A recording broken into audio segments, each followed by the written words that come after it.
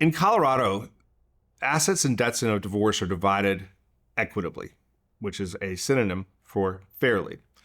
And this is different than community property because in Colorado, it is the assets that were acquired or developed during the marriage that are divided equitably or fairly. What you come into a marriage with is very frequently considered separate property unless it's been commingled to such an extent that we can't see it anymore, right? It's gotten mixed up with everything else, and so it's become part of the marital estate, which is all the assets and debts that were created during the marriage.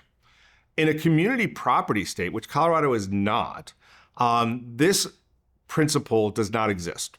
In a community property state, everything that comes into the marriage becomes marital property, becomes community property, and is then divided in its totality unless there's an agreement to do otherwise. So Colorado is very different than a community property state in that regard. There are already principles to protect the assets that you came into the marriage with. By the way, they also keep the debts you came into the marriage with as separate property as well.